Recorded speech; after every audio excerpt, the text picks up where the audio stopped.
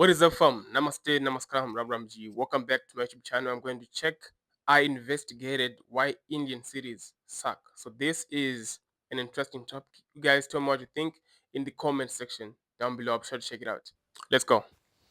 You know, if you've got to reach office by 10 a.m., you got to get up at 7, leave by 8 in a hurry, only to arrive late. Because Too much chaos. Yeah. this guy actually solved it way back in the 1950s and its effects are still felt today. But before I tell you about that city, we first got to understand why the hell are all Indian cities so badly planned. Yeah. So let's start with Gurgaon, the Millennium City. I have a map over here. In the 1980s, imagine all of this wasn't there. It was purely just agricultural land. And the Haryana government basically had a liberal land acquisition policy allowing developers to just buy land from farmers. And the developers said, we are going to build a world-class city, as you can see, right here. Sorry, wrong map. World-class city, ye nahi, ye. Gurgaon. And if you look closely, it doesn't look so world-class. So I'll tell you why. I can see like problems here, congestion here, and I'm sure there are a lot of potholes we can't see on the map. Point is, cities are like companies, which means they need to have everything to make things work. The sewage system, the way the population is distributed, residential areas, SEZ zones, you have to have forest cover, etc., etc. It's not something maybe developers can do because their incentive is to make a profit. So they won't think of all the infrastructure. They will just build in clumps wherever they think the land acquisition worked. The municipal corporation didn't exist until 2008, meaning the city was actually built by developers, which means Gurgaon was a develop first, plan later model. Plan later. If you look in the case of, say, Gurgaon, and businesses are given a little more tabajju than anyone else, they will care more about the profit, less about the citizen, less about the government, less about the sewage system. And a great example is this picture. भाई मेरी गाड़ी डूब गई है, मेरे घर में पानी आ गया है और मेरे पास लिटरली कुछ भी नहीं है अभी करने को. So what's the solution to all of this? This guy actually had the solution. But before I tell you, I've got to show you something really interesting. So imagine this. We have a new problem here. Here's how building a road generally works. We have a road that has to be built. There is a government tender, which goes to subcontractors. Subcontractors above them have a main contractor. The main contractor, to get this road, actually has to submit bids. These bids, I'm going to put dollar and rupee signs. The lowest bid actually wins. Yeah. Now, this is slightly more complex than I'm showing over here, but it's optimized to save taxpayer money, which means lower the bid, the likeliness of them winning is higher, which means the weightage of quality is actually less than you expect. Low. And that's why you get, where is it? This. You see, as soon as a contractor wins a tender like this, and because the margin is so small now, because it's a small bid, and once he's built the road, one monsoon is all it takes, 2 overloaded trucks, and one guy speeding, and you get... Oh, damn. the potholes. Yeah. Now, That's I know more what you're than a thinking. pothole, man. You're thinking that all we need to do is focus on quality. But it's not that simple. We're doing 34 kilometers of highways daily. And if you include normal roads, etc., it's 100 kilometers every single day. How the hell will you monitor quality for so much of road across such a large nation where billions of people stay? In fact, I have a report right here. The auditors unearthed suspected fraudulent practices worth 400 crores in the procurement of bitumen, including duplicate fake refinery invoices. So, it basically means the greedier the contractor, the worse the roads, which obviously leads to traffic jams. Let's do a quick calculation of how much money you actually lose. Imagine 1 crore people get stuck in traffic for 1 hour every working day. Let's also assume you lose 200 rupees of productivity in that 1 hour. Crazy. Simply Crazy. multiply these two numbers, you get 200 crore rupees loss every day in the country, multiplied by all the working days, tens of thousands of crores of rupees lost. So if we are losing so much money every year, why is nobody solving this problem? I mean, just fill the damn potholes. Potholes don't get filled up very quickly because of the British. Sir, but I don't agree with you. Because of the Why? what? मैं तो footpath use करके आता हूँ, आप सड़क बोल रहे हो बनी, फुटपाथ भी नहीं बना है यहाँ पे. No, I don't agree with that. I mean, footpaths bane hain. We have footpaths, but the problem is that you can't use them because of encroachment.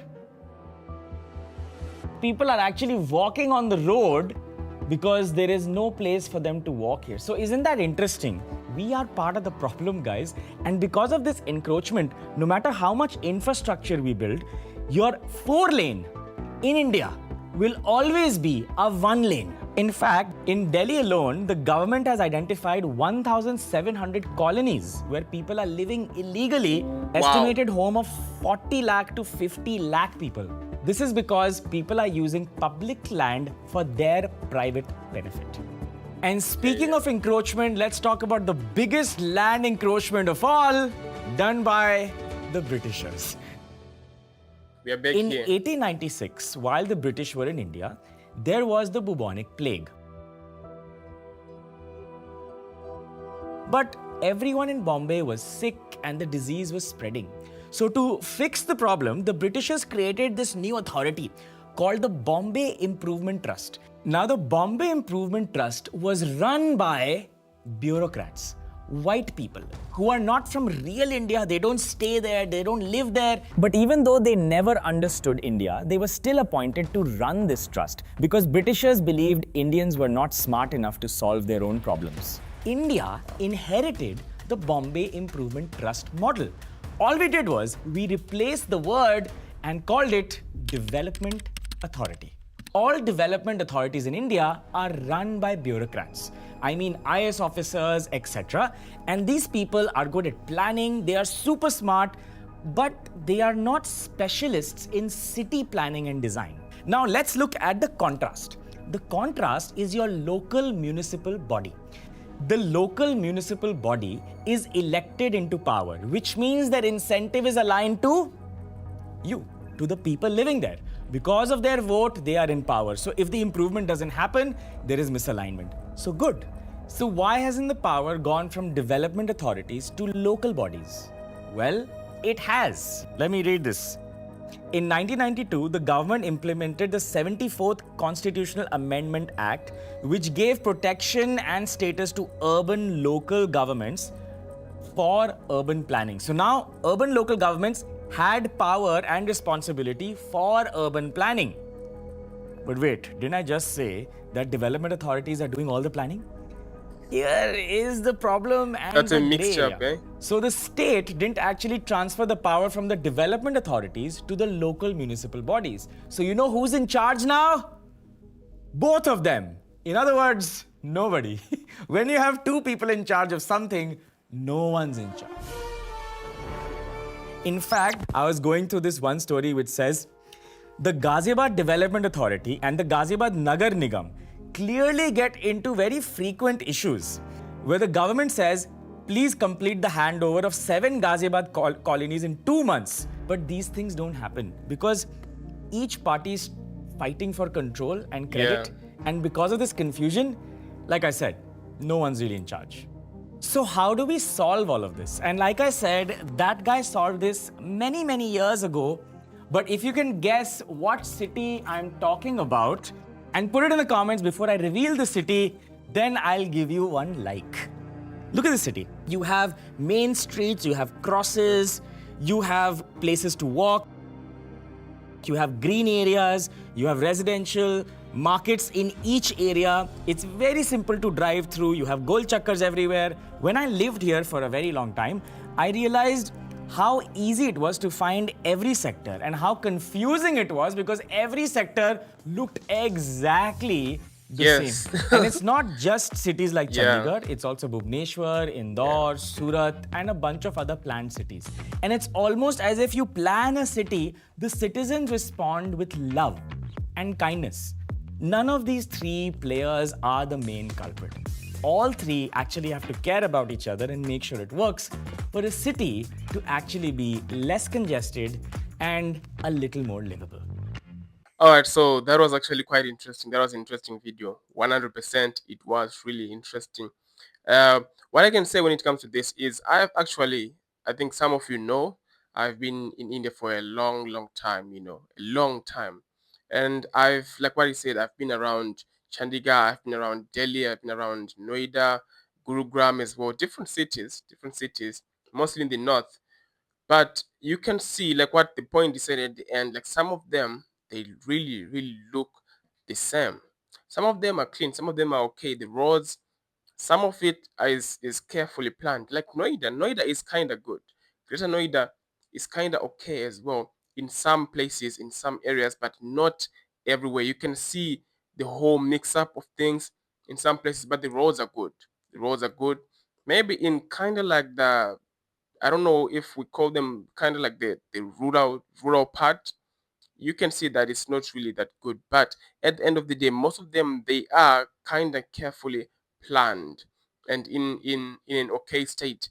So the reason for all of this, like what you said, is obviously because the division of power and most of them trying to make it look like they're the ones who are doing something, but at the end of the day, the people are the one who are suffering because nothing is being made, and you're fighting to cover a long area while it's not doing it. You are planning to cover a long area but not making the whole area strong. So at the end of the day, you gotta go back and reinforce it. It will break down, you reinforce it.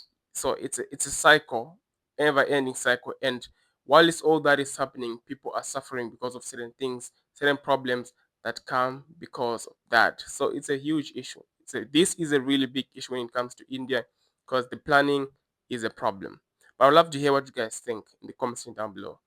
Anyways, take care. Peace.